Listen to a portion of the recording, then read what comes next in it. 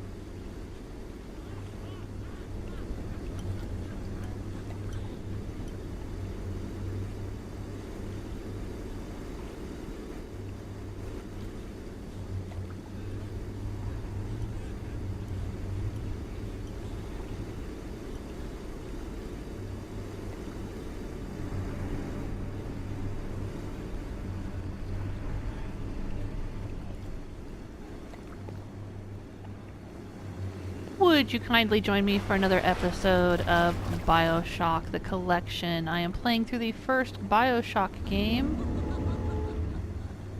This is Jewelsmith. We are still in Neptune's bounty. We just had a big wicked battle here in the freezer.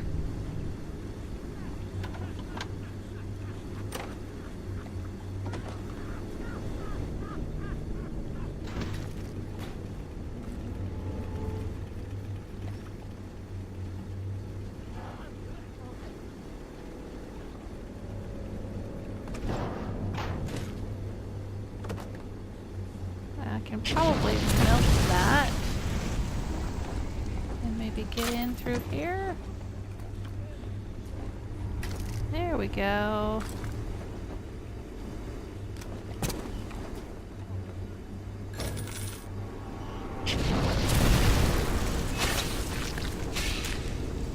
Ooh, lots of dollars. Yes, thank you.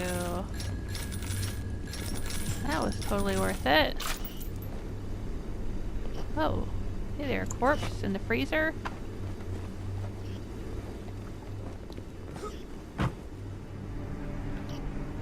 Anything over there to loot? Doesn't look like it. Fishies. Fish heads. Fish heads. Roly-poly fish heads.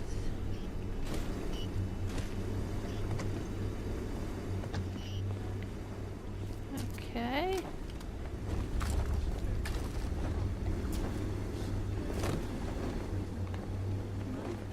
I can hear voices.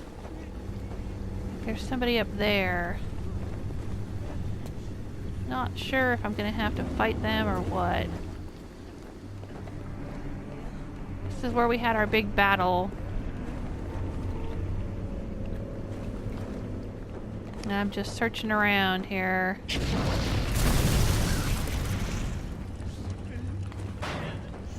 Uh-oh. Sounds like there's somebody in there. Get over here.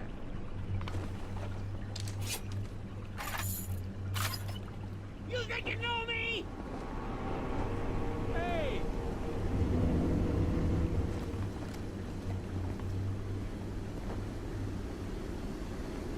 Put him, but this isn't over.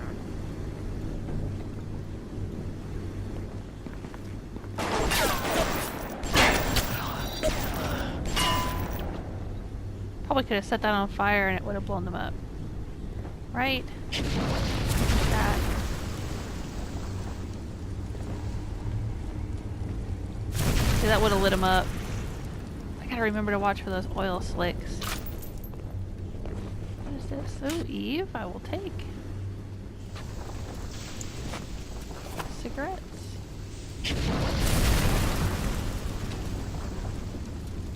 Oh, couple of fools tied to chairs. Right. Oh, I cannot collect any more Eve, huh?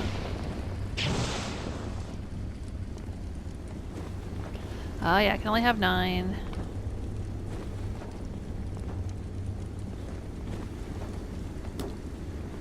And I'm full. fill up on pistol bullets.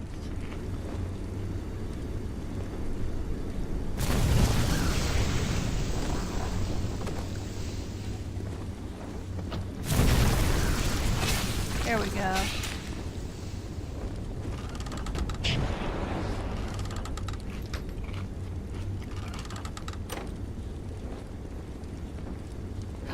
Oh, and there's more Eve.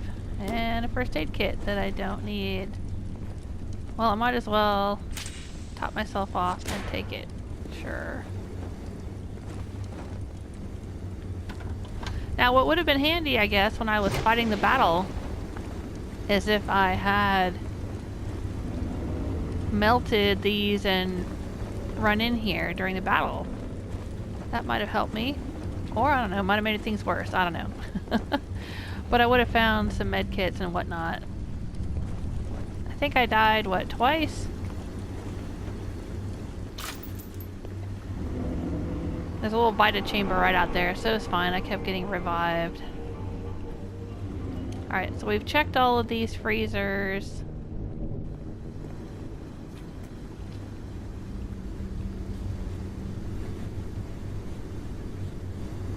Missing anything in here?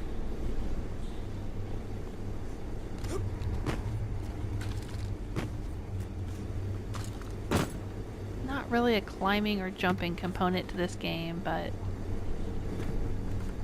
can do it a little bit, I guess.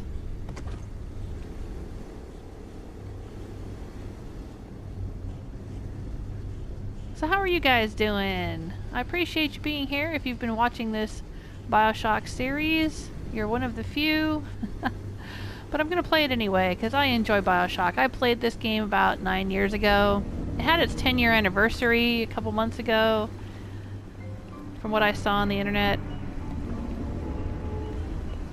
Oh, what's this? Oh, more. Oh, I can't get them.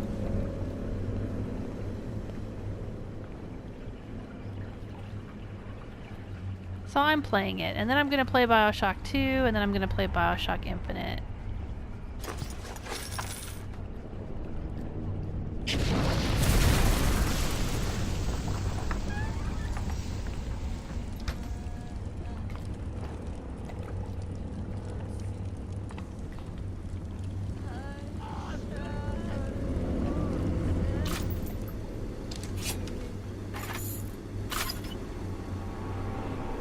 Why I feel like I'm missing something in here. Maybe it's just me. I just want to make sure I'm not missing anything before I leave this level for good. Because I'm pretty sure I'm getting close to the end of the level. Let's take a look at our map. Yeah, see. Freezer bottom floor.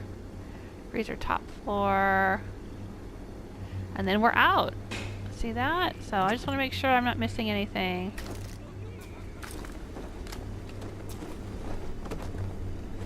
Before I head out for good.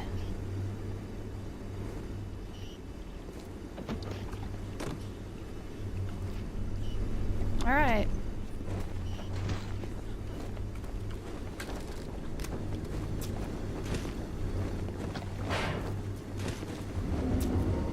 Here we go.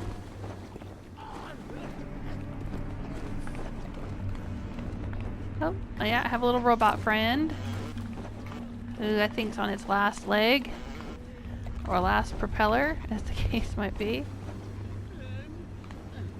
Alright, and I have this thing here, power to the people.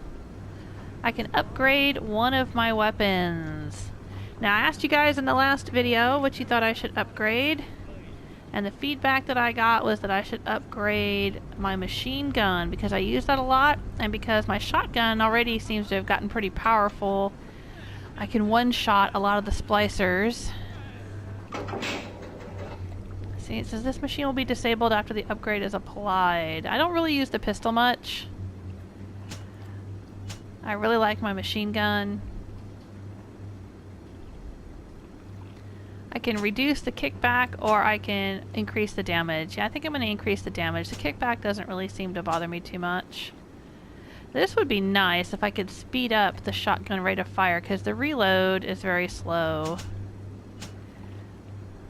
But yeah, I think I'm gonna go with that. That sounds like a good option. Machine gun damage increase. Yes. Ooh, it's glowing. Trophy earned. Upgraded a weapon. What's this? Power to the people machines allow you to upgrade your weapons. Each such machine can be used only one time to acquire one of the listed upgrades. There are 2 upgrades for each weapon. Okay. I wonder how many more of these things am I gonna find, huh? No idea.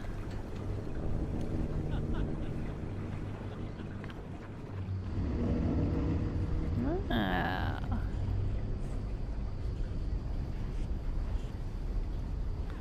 Let's check this place out. Are you supposed to keep film in the freezer? I know some people used to keep film in the fridge back in the day when you had film. Now everything's digital, I guess. You can't quit. Whoa, what's this? Fontaine will find you. Hey, fuck Fontaine. You don't fuck Fontaine. Fontaine fucks you. I'm seeing ghosts. You guys?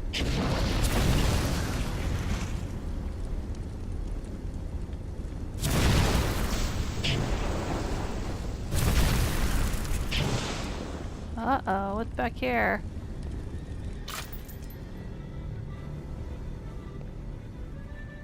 I'm hearing music. Oh, what's this? Director's commentary. Hey, there's another director's commentary reel. Alright, we just started this live stream. Well, it's not a live stream. I'm sorry. We just started this episode. I'm so used to live streaming. I keep referring to them as live streams. But this one's not. I can't live stream because I can't live stream the BioShock collection to YouTube or to Twitch, unfortunately. So it has to be pre-recorded. Okay, so this episode just started. And so we should have time to watch this. We've watched the others that we've found up to this point. They're usually about 10 to 12 minutes long. If you don't want to watch it with us, feel free to skip ahead in the video. And I'm going to go ahead and click on this and see what we find out. Yes, another episode of the director's commentary. Spoiler warning, commentary contains in-depth discussion of plot details. Okay. Well, I'm not a first-time player, though I do not remember much about this game because it's been so many years, but I'm going to go ahead and watch it. One of the biggest challenges Irrational faced when developing BioShock was figuring out a way to retain the feeling of a deep RPG while making the game accessible to a broader console audience. Ultimately, the team succeeded in creating an intricate system of weapon and character upgrades that gave the player choice and customization while keeping the gameplay fast, lean, and engaging.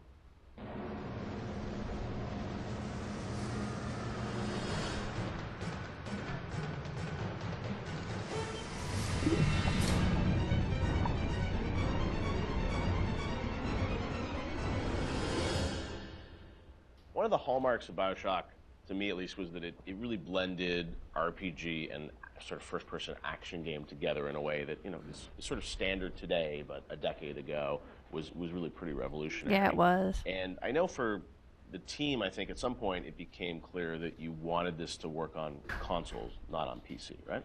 Well, both, yeah. Yeah. But so the idea of, you know, doing a console game and a PC game and doing something that sort of felt like a shooter but had much more depth. And I know in some of the early design docs you talked about sort of creating an FPS plus versus an RPG light. What was the difference in your mind between those two? I think for us is the big difference between System Shock and BioShock ended up being that System Shock was more about your character growth and BioShock was more about the environment. Because with System Shock, we really didn't have System Shock 2. We didn't really have either our team to make enough assets or the visual power to sort of make a really convincing environment. But as we started working on BioShock, the art team was so strong that the ability to tell a story within the environment became the most important thing about the game. And that was sort of not something we thought right at the beginning. That was not really a concept we had. But as we started building things, we could realize that the visual world was the star of this thing. The Rapture was really the star of this thing. Yes, it is. Telling the story outside of cutscenes, telling it in the world. Yes, thank God, The I hate gamer could cutscenes. discover the story rather than us telling him the story, telling him or her the story. And it was still very much for the time, I think for the time, quite different than what you had seen in terms of there wasn't a lot of growth in shooters. So it was still, I think, for the time, very, very revolutionary. But I think System Shock 2 was even more ahead of its time in terms of that growth thing. because we defocused a little bit. Primarily, part of it was just figuring out how to do that all on a console controller was very tricky.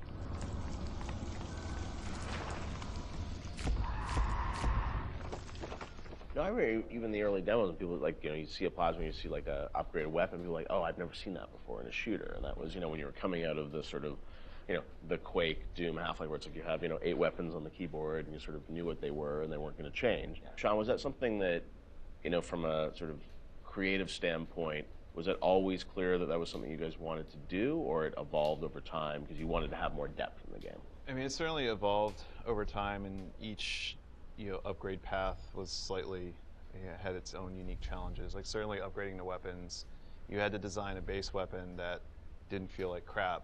Still felt like something that you wanted to use, but then the ability to add the upgrades to that, and each of the upgrades could come in any order, so you have to be aware that this, parts A, B, and C could come in at any different time to upgrade the weapon. In a first-person shooter, that's your star. That's the thing that you're seeing all the time. When it comes to other things, plasmids, things that are, Tonics. Tonics, yes, sorry. It's been a while. Come on, Sean. I know, it's 10 years. Those things were more offloaded to machines that you would then have to interact with, so you're not carrying the inventory around with you. But each of these decisions on how we're going to upgrade the player, it wasn't like a mouse and keyboard. Okay, we can just use the mouse, and you have all these buttons at your disposal. You could arbitrarily point at a part of the screen really easily, which you could do in System Shock too. Yeah, so we certainly learned trial by fire when we were trying to adapt these things to the console at the time. Yeah, and like having different ammo types and stuff like that. Like we went through numerous iterations of the interface to make it. Like we had the first times we sort of put the interface into play. It was very obtuse and very tricky to get your head around, and we just kept working on it and working on it and working on it because you want to feel like second nature. But that was, we spent a lot of time on that.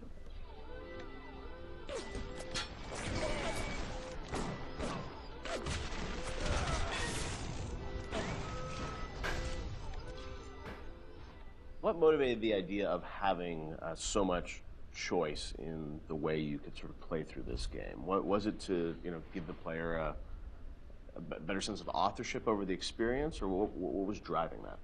I've always liked the idea of giving the player a lot of agency in terms of their play style and experimenting with the play style and trying different things and seeing what worked and didn't work and interacting with the environment. The notion that it's sort of a playground that you get to play around with and imprint your own desire on was great, because I think we were more skeptical about being able to do that with story at the time. In fact, so much to the point where that became almost like a joke. That becomes the meta joke of the game, of how little agency you have in your story. But agency in terms of how you play the experience and how you load out your weapons and how you interact with the environment, as compared to most shooters at the time, where basically like you can shoot them with the shotgun or shoot them with the the pistol. That was really important to us. So we spent a lot of time trying to make the world react in a way that you would expect and hope it to react when you tried something. Right. And some of those system or decisions we made about systems fed back into the narrative, like locking Adam behind the Big Daddy and the little sister. Like you can't get Adam unless you deal with the Big Daddy, which then becomes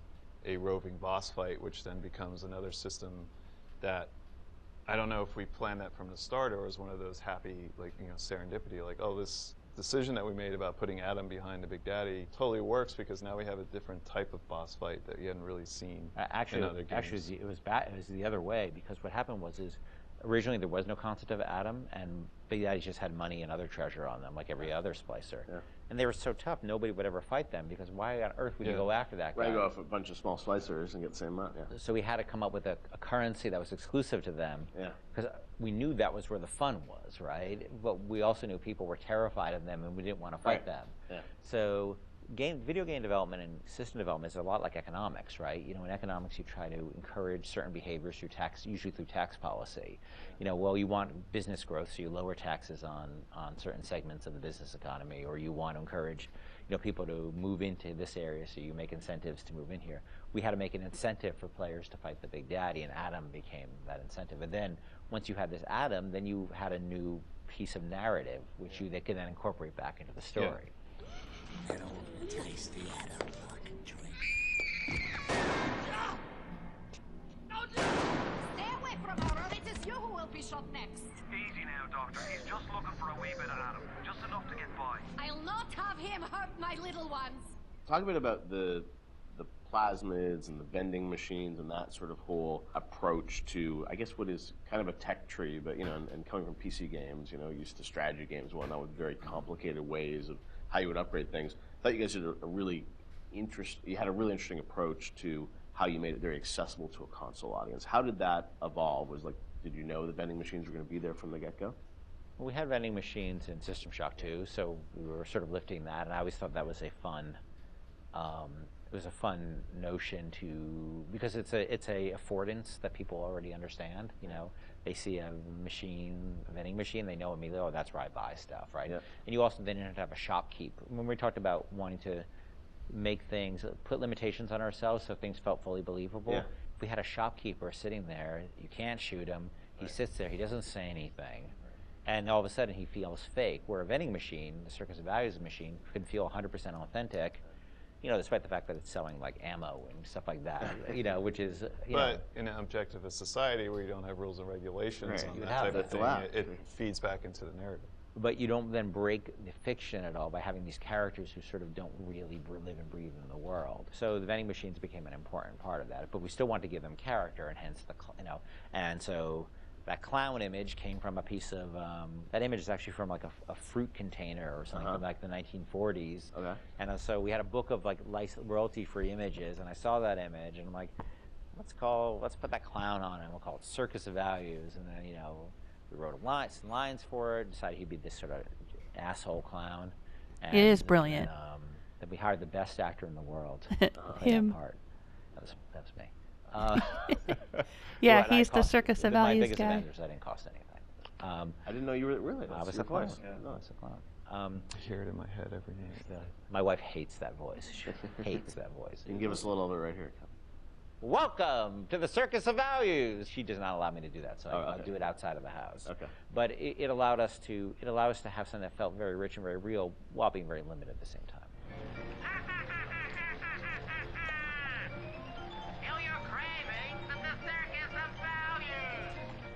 And also, you know, the plasmids and sort of the motif of sort of the videos and how you explain sort of what a plasmid was, that was a really fun way, I thought, to sort of explain that. Sean, how did you guys evolve that? Because it was a very artistic approach.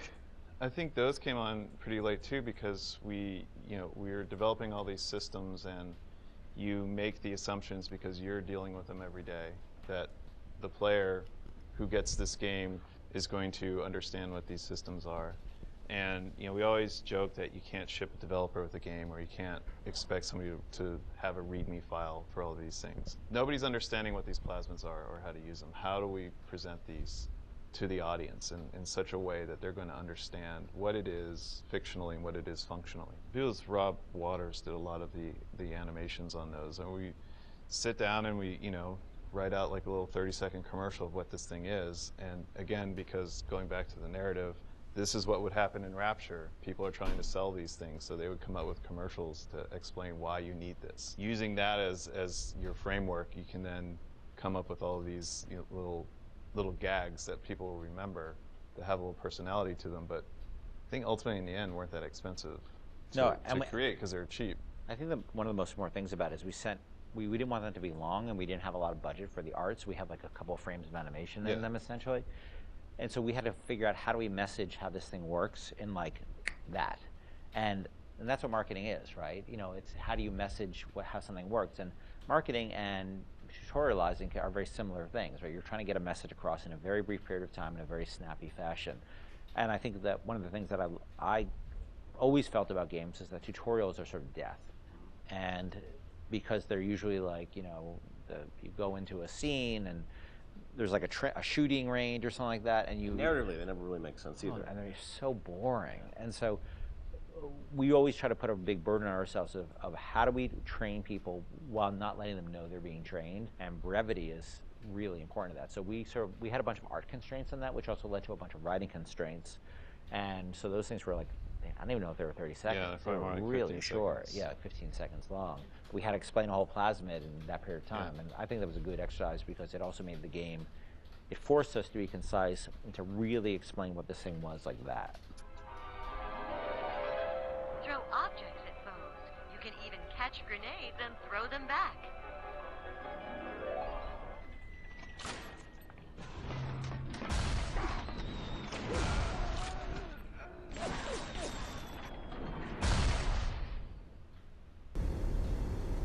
Alright, so there we are. The director's commentary from Neptune's Bounty. Continue exploring here. Let me check the map. Ah, see, we're very close to there. I want to go out here and see if there's anything else to explore before we leave.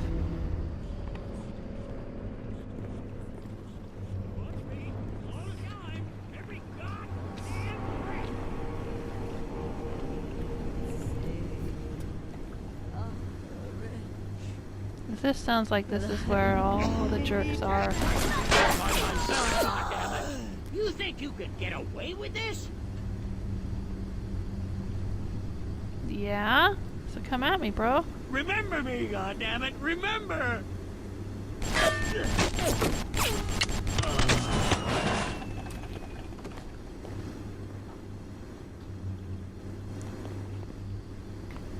I think these were the guys I was hearing when I was downstairs. Ooh, is that a grenade? Can I have it? Is it gonna go off? No?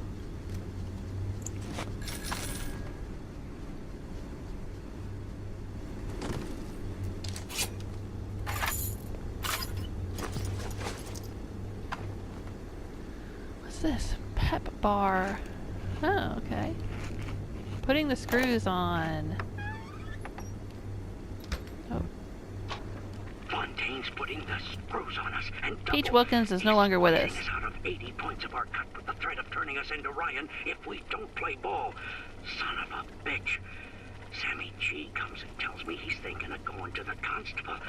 And the next day, Sammy G was found in a sack in a salt pond. We had no choice here. Oh no, Sammy We stay G. on Fontaine's crew and we're gonna catch the gallows. We take powder, and we end up like Sammy G. I don't know who Sammy G is. Alright, shall we try to hack a safe? Oh, can I search these? Yeah, there's not usually anything in these smugglers' crates. But watch, the one smuggler's crate that I don't search, there'll be some amazing thing in it that I miss. So here I am, like a schmuck, searching all the smuggler's crates. Okay. Nope, not a thing. Alright. Let's try the safe. First, I am going to save. It's been a little while since I saved, so might as well. And while we're saving, let me tell you, don't forget it is BioShocktober, and for the month of BioShocktober, I am giving away a copy of the book Steampunk Creations. 1000 Steampunk Creations. It is an art book. It's a really beautiful picture book full of all kinds of steampunk, dieselpunk, clockwork, goodies, costumes, jewelry, hats, devices, and whatnot. If you're interested in winning a copy of that book, just leave a comment on any of my BioShocktober videos. It will be awarded on November 1st, so Halloween is your deadline. Oh boy. Okay, I have 3 auto hack tools, or I could buy it out for $64. That's pretty steep. Let's see if I can do this.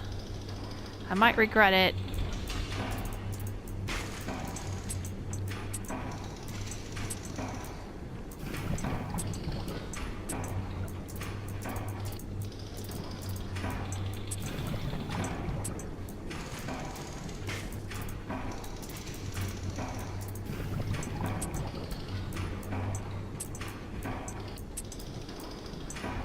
Woo! That was close. I think I got it. I did!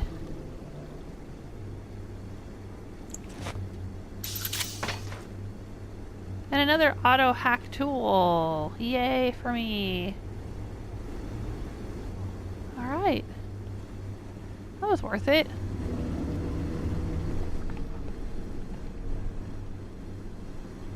Alright, I think we've searched everything else in here.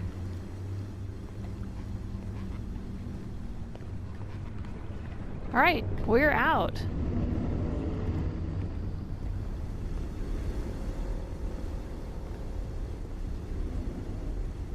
This is it. This is it. Here we go. Out of Neptune's bounty. You got it.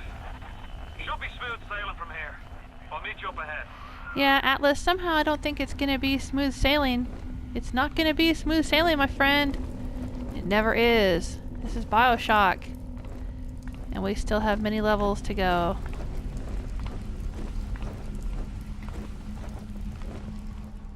Ah, fade to black. We are now entering the Smugglers Hideout. Alright. I think this is pretty short. Now, again, like I said earlier, I don't remember much about this game. Some of the levels and some of the features and things I do remember distinctly, but some I don't remember at all. And I don't remember what happens in the Smugglers Hideout, but I don't think it's a very big level. So we might be able to get through this today. I can play for about 45 minutes to an hour of the game, and then I have to upload a clip to YouTube. Oh, there's potato chips? Sure, why not?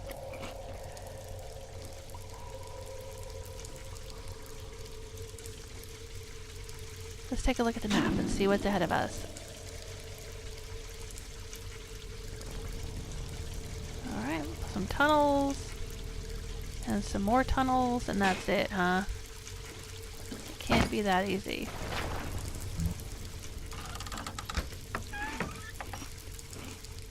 Oh, I ate a pet bar. Okay, thanks, pet bar. Oh, I'm having flashbacks. What was that all about?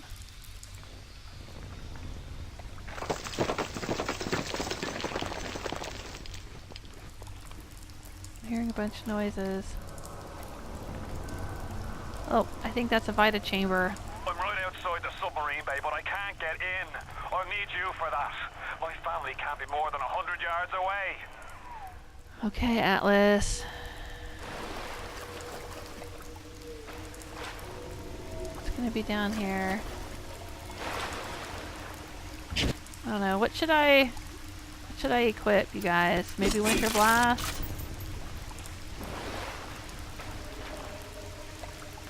Because look there, there's a Vita chamber. That means something really bad's gonna happen near here. Oh! Really? There's a Circus of Values machine down here?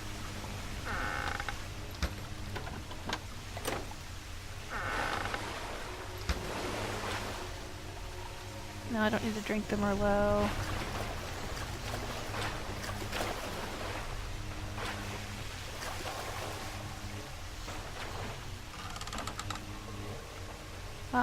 Do I want that?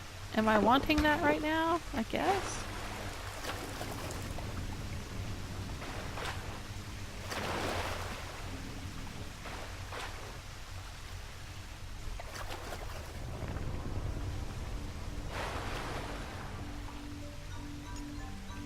There's the gene bank. As you do. Why would there be a gene bank in this smuggler's cave system? And a dead smuggler, I guess. And a pneumo container. Okay. Alright, so gene bank. Let's swap gene upgrades. Let's take a look at what we've got. Sure, why not? Don't think I want to change any of those out, but let's take a look at these. I can incinerate things, I can charm a Big Daddy, I can use telekinesis, I can freeze things. Or I can electro zap things, I can sonic boom, that's kind of like Fusro Da, I can blow things away from me. That will make security systems attack other things. Yeah, we could try sonic boom, I don't know. Would that be worth doing in this cave system? I don't know. I guess I can come back and change it if I wanted to.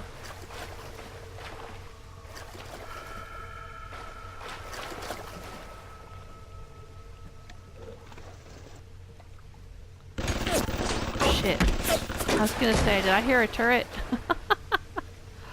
Oh, that's why I want the frozen one. Okay, hang on. Freezy is important because I can freeze the turrets. Electroshock will shock them, but freezing will make them easier to hack. There we go.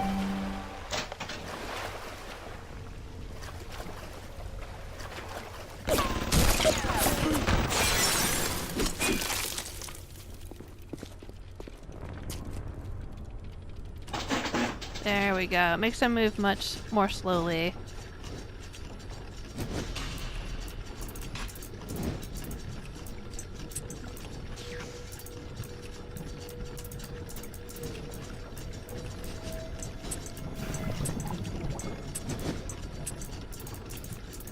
Let's make sure we have a clear path to our objective. None of these silly... These things here, overload tiles, we have to avoid those.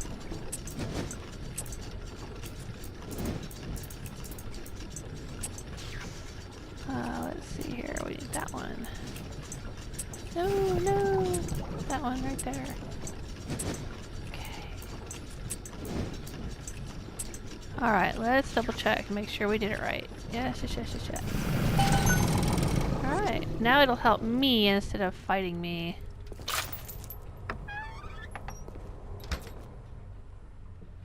What's back here? Anything? No?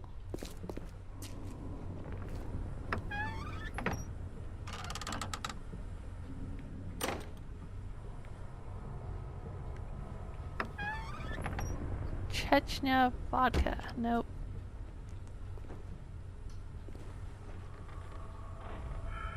Ooh, what's over here? What's this? Shotgun. Cannot carry any more of that. Ooh, and there's Eve there. But I don't need it. I'm already full up on Eve.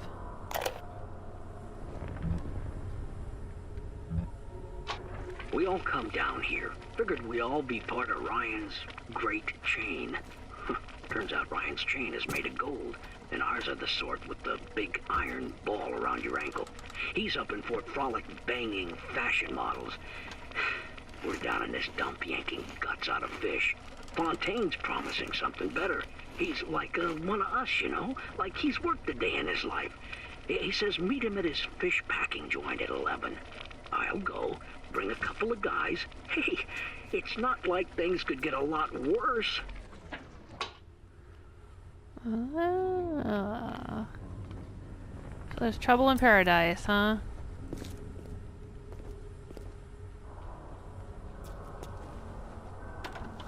Ooh, potato chips.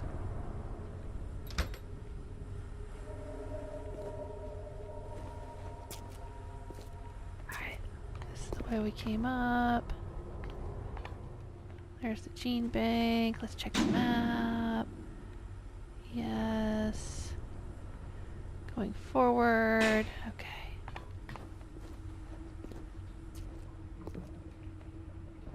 So what if I got equipped? Freeze, huh? How about Sonic Boom? Really curious how this is gonna work. I haven't used Sonic Boom before.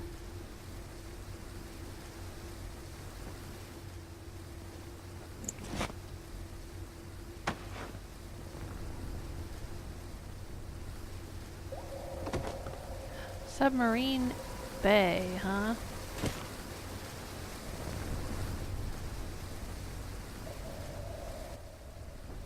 Uh-oh. Goal completed. Find the submarine bay. Up there in the control booth and let me in.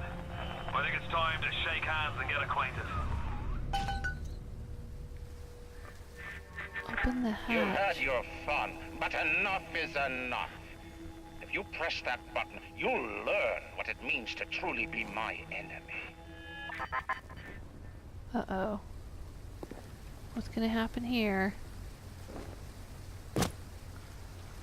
There's a med kit. First aid kit.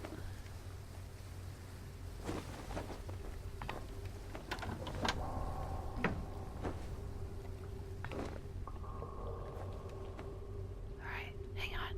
I'm gonna save again.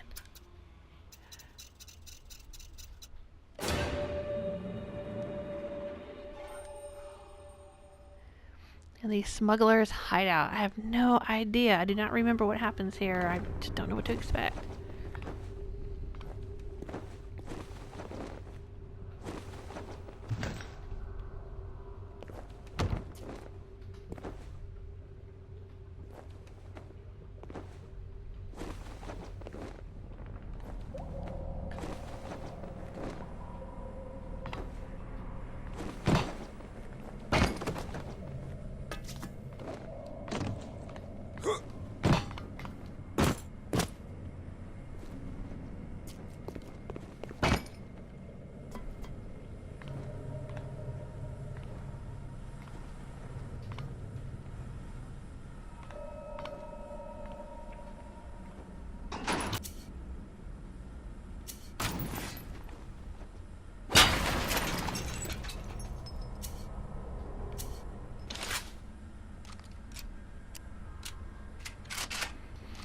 Use exploding buck to shoot multiple targets, huh? Okay. Well, I'll switch to exploding buck if I need to.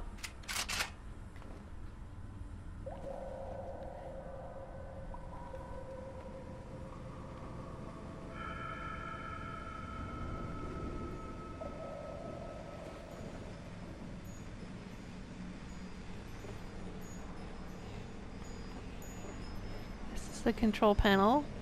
Twinkling and glowing golden and telling me, yes, push me, nothing horrible is gonna happen. It'll be fine. There's the Vita chamber where I will be reborn, I'm sure, when I die many times.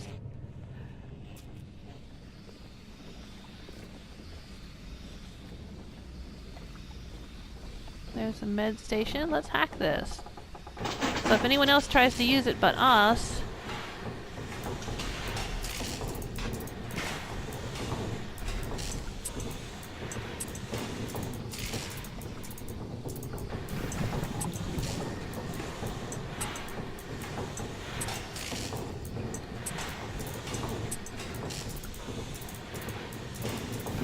there's a path to our objective. There is. Oh no. There we go. Alright. Let me double check. Don't want to make any mistakes like I did a few episodes back where I thought I had it and I didn't. Alright, there we go. The enemies who use it will take damage, so it'll be good for me. Bad for anyone else.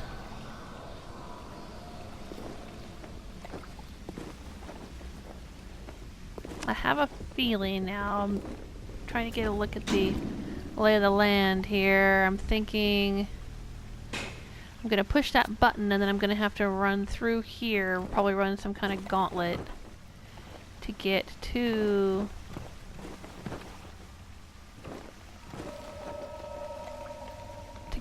the bathysphere or submarine or whatever it is.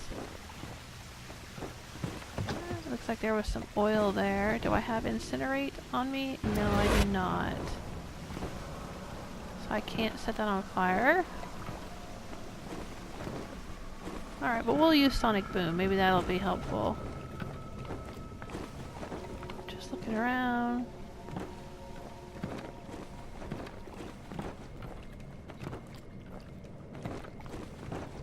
I might be able to lay some proximity mines down.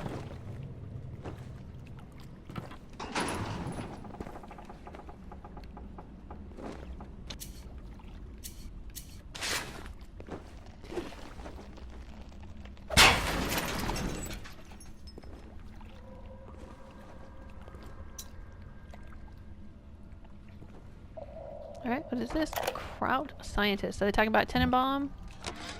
Spent the morning jawing with that Kraut scientist. She's damaged goods, alright. Just like all those chumps they scraped out of them prison camps. But she's no crackpot. She's gonna make me the kind of scratch that'll have Ryan look like he's running a paper route. She just needs some supplies to get the ball rolling and a friend to watch her back.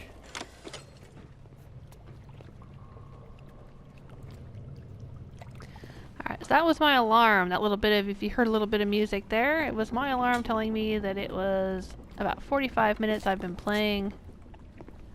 How do I get the rest of the money underneath there?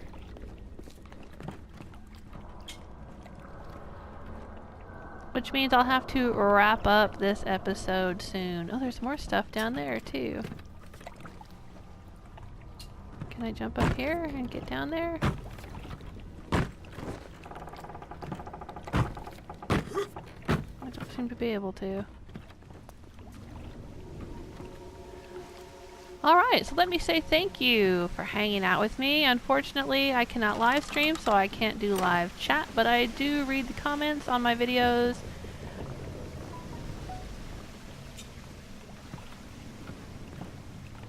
Let's see here. Can I get through here? No. I wonder how I get down there. So do leave me comments.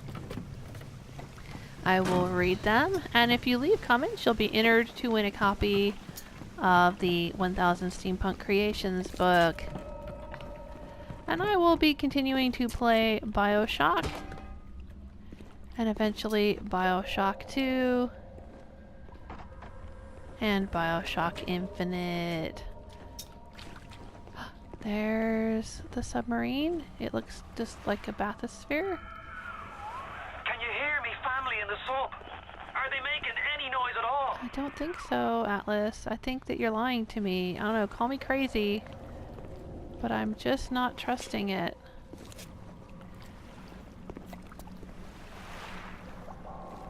Is this where we go to get down into the water so I can get all those goodies over there?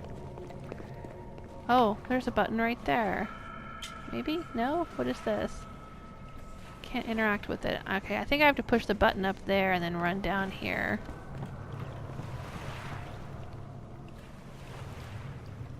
Oh, maybe this is the way I can go. Oh, it's not letting me jump off into the water. Oh, what a bummer.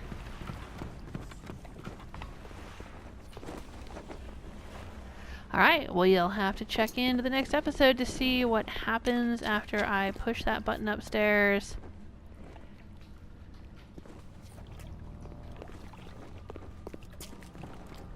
And whether or not Atlas's family is actually inside the bathysphere. Take care of yourselves. See you next time.